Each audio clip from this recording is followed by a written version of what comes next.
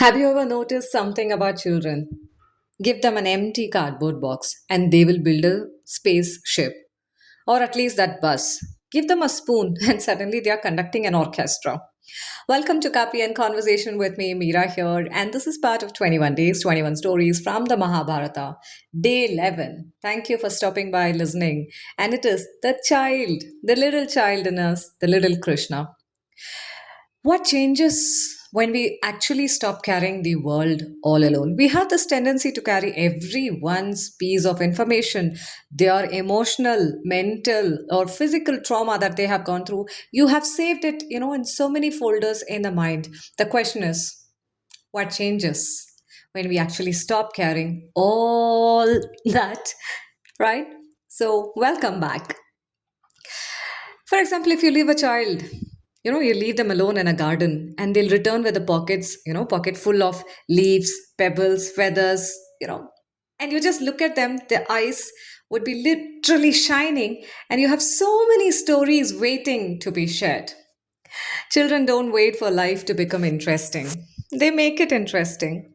But somewhere between growing older and becoming responsible, we stop collecting those moments. We don't collect those dried leaves, right? We don't collect those twigs. We don't even bother to look at those feathers, which were just, the air, the wind carried it, and it is just on your head, and you just pull it out, and you're like, ah. Actually stop collecting moments, and we start collecting burdens. Today's story isn't about Krishna, the strategist, not Krishna, the guide of Bhagavad Gita, nor, not even Krishna standing on the battlefield. Today, I want us to meet a different Krishna, the child, the one who loved. I still remember to date, when we used to watch Mahabharata, thanks to Doordarshan, yeah, on the TV. The Krishna Avatara, the initial time, I remember I grew up in defense quarters, and Sunday mornings it used to be like a ritual. It used to start with Rangoli, and then Superman or He-Man. He-Man. I remember watching He-Man, and then Mahabharata and Krishna Avatar time. Not even a little child stepped out, despite where they come from, what they practice, what they love doing. Um, we all stayed back indoor. Not even a little noise used to come outside the balcony area. We were just looking at how Krishna grew, right? Not only that, any story for that matter. Even today, when I think about growing up time in the defense quarters, we all came from different walks of life, different language, different region, different culture. We were all united with one thing, the childhood. Even when now I'm talking to you, yes, those happy tears are just gathering one by one at the corner of my eyes and waiting to just fall down like that first rain. Yeah. As a child, we laughed, we played, we made mistakes, we created mischief. Yes, I was the one leading that battalion, the mischievous and the naughty child. I still remember to date, the guava tree, it's a slender one, right? It cannot bear the weight of an individual. But we stayed in the first floor of our quarters. And as soon as I knew my dad is coming from the office, the cycle bell sound, we all have that unique sound you could associate with your parents' vehicle. And my appa's cycle, that bell was not something unique, but that is something I could recognize that he is coming. Immediately, I used to climb up over the gawa tree and jump inside the balcony of the first floor. I've done that. I hope my daughter listens to this sometime in the future and she also would laugh. Yeah, about Krishna, yeah. Coming back, imagine Gokulam. No palaces, no royal court, no throne, just dusty paths over there. Cowbells in the distance, you guessed it, I'm just talking about Krishna only. Butter pots hanging from the ceilings, children running barefoot, women calling out to one another, "Hey, come, let's go." And somewhere among all that noise, a little boy, always smiling, curious, getting into trouble, getting others also into trouble. Krishna wasn't rushing anywhere. He wasn't planning wars. He wasn't carrying any kingdoms. He wasn't trying to impress anyone. It was really sad that he had to fight with so many demons across. He was simply present. If he saw butterflies, he chased them. It is just not only Krishna, right? Close your eyes and see how you also ran just like this. If he saw the cards, he played with them. His friends laughed. He laughed louder. He noticed something, somebody cried. He saw them. The village saw the mischievous Krishna. Perhaps life was teaching something much quieter also. When did we actually stop playing? Nobody teaches children to play. We might buy those fancy toys, even for the pet for that matter. We might, shell out a lot of money, bring in those fancy toys for our children or for the pet for that matter.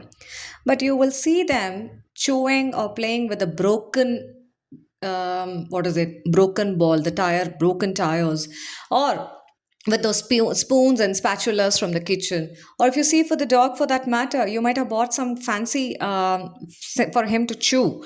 But he might be again chewing the sofa, the slippers. I mean, nobody actually teaches them how to play. It arrives naturally. But adults, we need reminders. Hey, at so and so time, I need to go and play for some time so that I can keep my mental apparatus calm and peaceful. You say that, yes, I've done that. Of course, I've done that.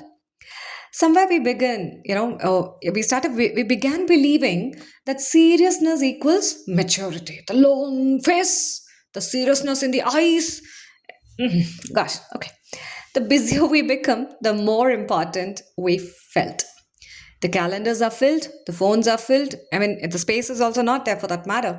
Minds are overcrowded. It's overcrowded with information. I wouldn't say thoughts alone, information, because we download lots of information. But our hearts became strangely empty.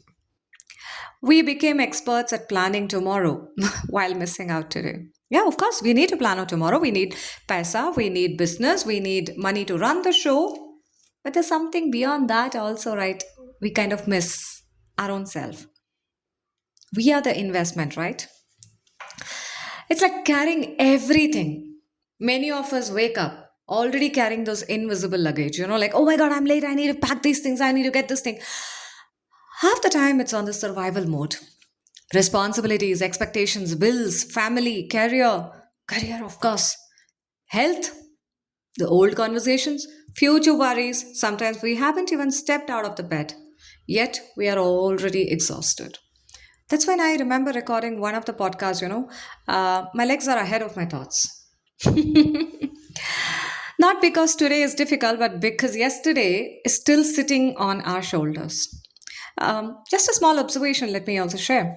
Have you ever watched a child fall? I'm sure you would have. The child cries. Someone comforts them. 5 minutes later, they are running again. Adults fall differently. Sometimes the body stands up, but the mind continues replaying the fall for years and years and years and years. One mistake, one rejection, one embarrassment, or that one failure. And suddenly, every new beginning carries the memories of the old ending. Children recover fast, not because nothing hurts them, because they don't build a permanent home around one painful moment. Yes, we are building a palace based on the painful moment in our head. Like, for example, Krishna's butter. Perhaps you have wondered why so many stories speak about Krishna stealing the butter. Maybe it isn't really about the butter. Butter is soft, light, and I love eating it too. I remember, do I call it stealing? Or, yeah, it's a kind of a stealing. I love butter and ghee for that matter. So my amma used to pack them and keep it. We didn't have refrigerator growing up. So when she used to get it, right? So it was wrapped in a butter paper, and I used to sit and wait for her to open it, sitting next to her. And on the butter paper, there will be few left out. My amma will wantedly take from the major portion and smear it on the paper so that I can just, one by one, I just used to pull it out and eat and just lick that butter paper itself. I mean, that's a naughtiness. Naughtiness, or I would say just a bliss. That's it. Huh. I mean, butter, coming to butter, yes. It is made by patiently churning it. Maybe those stories quietly remind us that joy too must be churned out. It cannot be purchased. It's not a subscription, right? You pay here, you get it 21 rupees, 39 rupees, 49 rupees. No, it's not like that. You have to churn it. It is not achieved nor postponed. It is created. Tiny moments, tiny smile, tiny pauses, tiny conversations.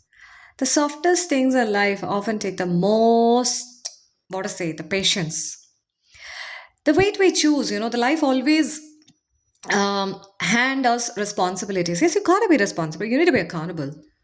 That isn't the problem. The problem begins when responsibility quietly becomes identity. We stop saying, I have responsibilities. We begin saying, I am my responsibility. Let me say that. If we stop saying, I have responsibility, probably we begin saying, I am my responsibility. The parent disappears, only parenting remains. The teacher disappears. I don't want teacher to disappear because we are here for what they taught us. Only the teaching remains. The entrepreneur disappears and only deadline remains. Can you see that it is a change? The caregiver disappears and only caregiving remains. Who we, I mean, who are we or who were you? Before every role arrived, would you still recognize that person today? Perhaps Krishna's greatest lesson as a child wasn't mischief. It was permission to remain fully alive. Before life teaches us to become careful, because somewhere inside every adult, a child still waits. Not for the toys, not for the holidays. Yeah, definitely not. Not even for that free time. The child waits for a permission to laugh without checking the clock, without checking the calendar, without checking where your eyes are, without checking if your eyes are on your rectangular light screen. They just want to sit beneath a tree, notice those clouds, to drink that whatever they love drinking, to dance in the kitchen while nobody is watching. It is not they alone, to us, to smile without needing a reason. Today's Gokulam, let's imagine, okay? We may not live in villages anymore. We may not hear those cowbells. Butter no longer hangs from those clay pots. But our own Gokulam still exists. It appears in unexpected places. A conversation that lasts longer than planned. A grandparent telling the same story again and again. Yes, I remember listening to the same story again and again and again and again and again. And we also do that. A child asking impossible questions. Rain against, the rain falls, those drizzles, the water that falls on the window. The smell of the coffee, a handwritten note, an evening walk. Life hasn't stopped offering these moments. We've simply become too busy carrying everything to notice them. Today, put down one burden. My invitation to you is if you can put down one burden, not forever, just for a few minutes. If the vessels are staring at you, oh my god, I need to clear those vessels, I need to wash this, I need to do that, I'm inviting you to say, put down that burden away for some time. Put it in a parking lot, let it be there for some time. Do nothing, just sit, close your eyes, or just look into the vast sky. Eyes well up, let it well up. Suddenly you feel like just, shaking your body and, flowing with the wind. Do so. Do so at least for 10-15 minutes and then take that burden and finish it off. They say, the burden becomes a burden when we keep talking about it. When the burden is in front of you, it's about addressing it out. Because if we do not face it, if we do not address it, we are just giving it life every day. We are just watering that burden as a plant and it keeps gives us the fruit, that fruit we don't wish to eat because it's yet another burden's burden. Yeah. Just for a few minutes. That email can wait. The laundry can wait, of course. The decision also can wait. Sit somewhere quietly. Just watch the sky, listen to the birds, or nothing. Or just drink a coffee while it's still hot. Smile at someone, I would say so, but again, it depends. Smile at yourself. Ask yourself, when was the last time I enjoyed a moment without trying to make it productive? The productive, that name, right? It's important, but what are you doing at the cost of you? Imagine like a story, like, imagine two people crossing a river. One carries a backpack filled with stones, the other carries only what is needed. Both reach the other side. One arrives exhausted, the river wasn't heavier. The journey wasn't longer. The difference was simply what they chose to carry. Perhaps today, nothing in your life has to change, only the weight you're carrying. Today, you might remove zero point 0.5 gram of the burden. And that zero point 0.5 gram made a difference. Tomorrow, you might, you know, keep the 100 grams of burden aside. Your brain gets wired to address burden outside of us. Look at it as a movie, address it, face it. Because burden is going to be there throughout the life. Either you are a burden to someone or someone is burden to you. So if someone is burden to you, again, you have to look into yourself within. As a child, what is the weight that you carried after coming back from any event or from school or from the playground? What you carried were the light ones, right? Those tiny pebbles, the twig, the dry leaves, sand. What did you do? You got it home, you showed it to your parents or to anyone happily. And after some time, you don't even remember where you have kept that. Either your parents would have cleared it or you yourself would have just threw it somewhere. Again, you went the next day to bring back new set of pebbles. Yeah. So, thank you so very much for traveling along with me. Uh, 21 days, 21 stories from Mahabharata. Tomorrow we'll meet a teacher, a respected teacher, a skilled teacher, but we'll ask an uncomfortable question. When does preference quietly become a bias? Until then, find the child who still lives within you. Sometimes the strongest thing we can do is remember how we played. So, with that, signing off on today's Copy and Conversation here, Meera. Thanks again for stopping by, journeying with me. Um, Lots of love to you. Thank you. See you.